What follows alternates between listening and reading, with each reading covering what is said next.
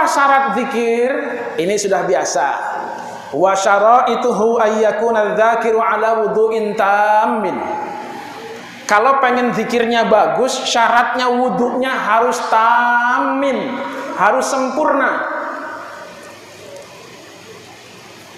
Pangersa Abah ketika berbicara tentang nafi dan isbat, menafikan hal-hal yang sifatnya makhluk, memancapkan, menguatkan yang sifatnya zatullah, ini sudah tinggi.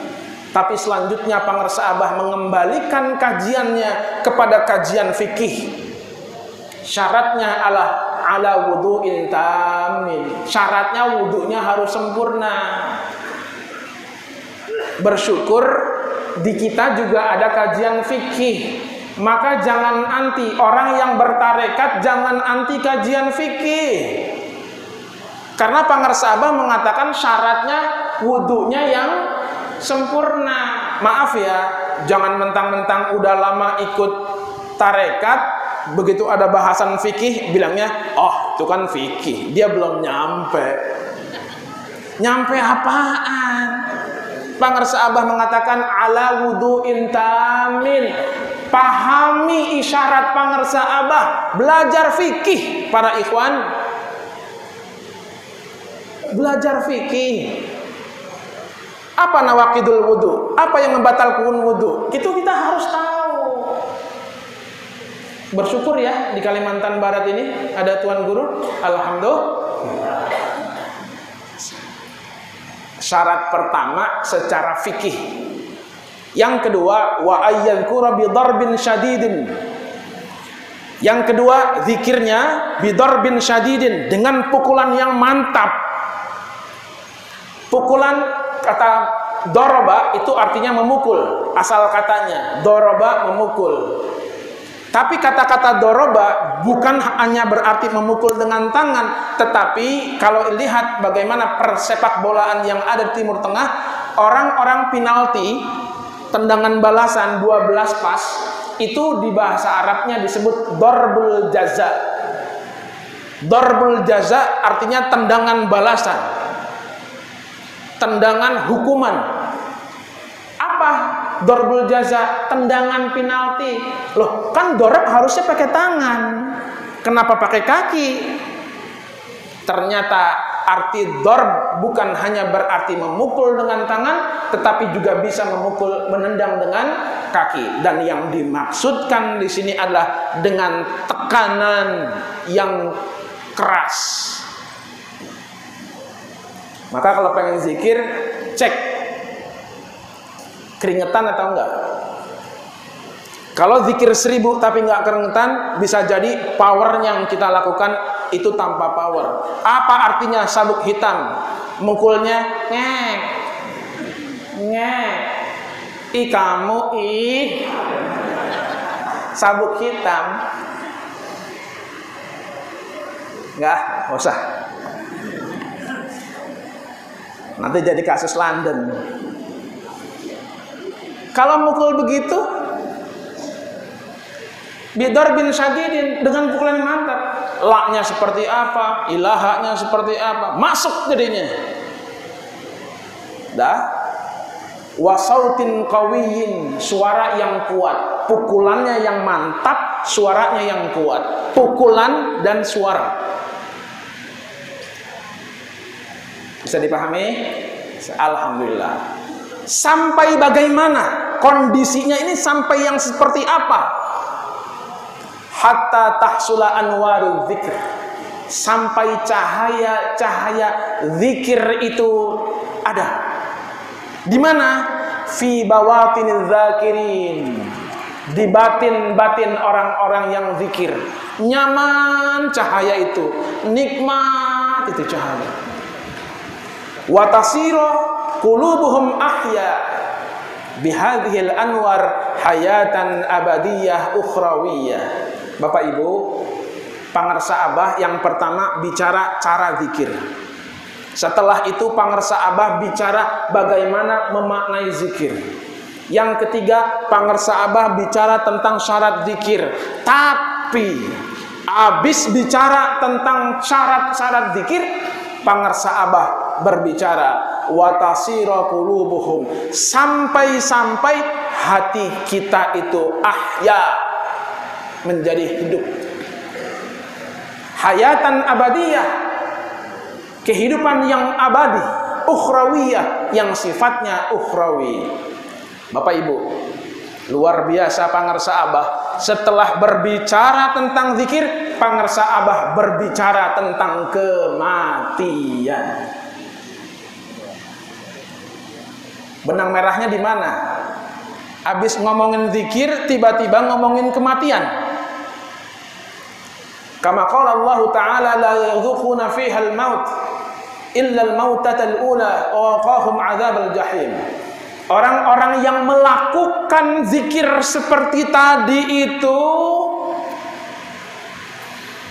orang-orang yang melakukan zikir seperti tadi di atas itu, la yadzuquna fiha, tidak merasakan fiha, di dalam dunia, al-mauta, kematian, illal mautatal ula, kecuali mati yang pertama. Memangnya ada mati yang kedua? Ada. Mati yang pertama itu yang seperti apa? Yang dicabut oleh Israel. Mati yang kedua itu yang apa? Ketika mati kita disiksa, mati, dihidupkan lagi, dipukul lagi, mati lagi, disiksa lagi. Seperti itu. Dan itu berkelanjutan. Ribuan, jutaan kali orang bisa mati di alam kubur. Na'udzubillah. Orang-orang yang seperti itu, saya mengambil kesimpulan, la yadzuquna, orang-orang yang mengamalkan zikir seperti tadi, orang-orang yang hatinya ahya, yang sudah hidup bi anwari zikri, dengan anwar cahaya-cahaya zikir, mereka tidak lagi merasakan mati kecuali mati yang pertama. Wa waqahum 'adzabal jahim, dan Allah menjaga mereka dari siksa neraka jahim. Alhamdulillah. Jadi target zikir kita ini sebenarnya, maaf ya, saya udah lama zikir tapi nggak kaya-kaya. Saya udah lama zikir tapi keluarga begini aja. Saya udah lama zikir tapi begini-begini aja. Memang target pangarsa Abah bukan untuk di duniawi saja, tapi lebih kepada ukhrawi. Target zikir, orang hatinya menjadi hidup. Setelah hidup bagaimana? Hidup hatinya selamanya, meninggal pun dia akan tetap berzikir. Alhamdulillah. Asar jam berapa, Maji? Baik, kita lanjut saja ya, sedikit. Al-mu'minun, orang-orang yang berzikir seperti tadi, yang hatinya sudah hidup, la yamutun, mereka tidak akan mati. Enggak mati. Para aulia, syuhada, orang-orang salihin tidak mati. Bal yunqalun, mereka dipindahkan min daril fana'i, dari alam yang fana, ila daril baqa, ke alam yang kekal. Jangan salah dengar Pak, bako bukan tembakau. Min daril fana ila daril baqa. Bulat. Wa qala an-nabiy sallallahu alaihi wasallam, mutu qabla an tamutu. Nabi berpesan, matilah kamu sebelum kamu mati. Maksudnya apa? Ya. Nanti ya kita lanjutkan. Wa man arada an yanzura ila mayyitin yamshi ala wajhil ard. Siapa yang ingin melihat seorang yang mayit tapi tetap masih bisa berjalan, falyanzur ila Abi Bakar, maka pandanglah kepada sosok Abu Bakar As-Siddiq radhiyallahu anhu. Wa qala an-nabiy sallallahu alaihi wasallam, al-mu'minun yanzuru bi nurillah. Setelah bicara tentang kematian, setelah bicara orang-orang yang ahli zikir hatinya sudah hidup tidak akan disiksa, kemudian Allah berbicara tentang ru'yatullah. Berarti apa? Ujung-ujungnya adalah ma'rifat kepada Allah. Wa qala Umar radhiyallahu anhu, ra'a rabbi qalbi binuri rabbi. Ra'a rabbi qalbi, hatiku melihat Tuhanku, binuri rabbi, dengan cahaya Tuhanku.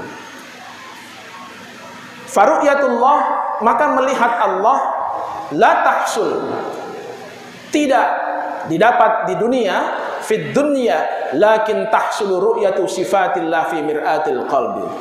Kalau di dunia ini yang dilihat, yang dirasakan adalah sifat-sifat Allah, bukan zat Allah. Melalui mir'atil qalbi, melalui cerminnya hati. Kalau cerminnya kotor bisa ngelihat nggak? Kalau cerminnya kotor bisa buat dandan atau tidak? Makanya bagaimana? La ilaha illallah. Sekarang mengapa zikir harus kuat?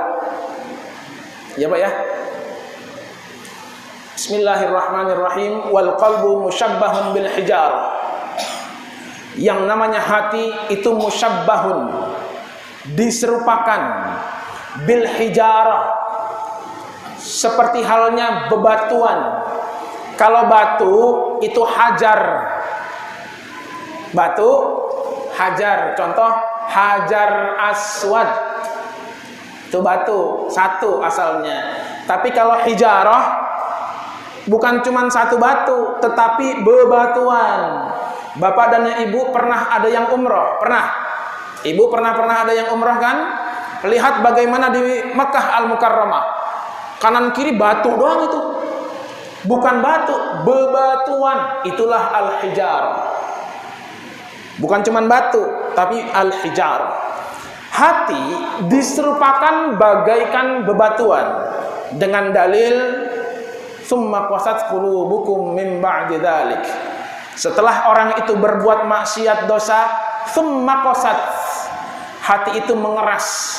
Apa yang mengeras? Qulubukum, hati-hati mereka, min ba'di dzalik, setelah kemaksiatan yang dilakukan, fahiyakal hijarah. Kalau orang habis maksiat, maka hatinya kal hijarah, seperti bebatuan. Dasar batu, ya kan? Saking nggak bisa dibilangin, ya kan? Au asyaddu qaswah, atau bahkan lebih keras daripada batu itu. Fakama annal hajar, maka sebagaimana yang namanya satu batu saja, la yang kasiru illa biquwah, batu tidak akan bisa dipecahkan kecuali dengan kekuatan.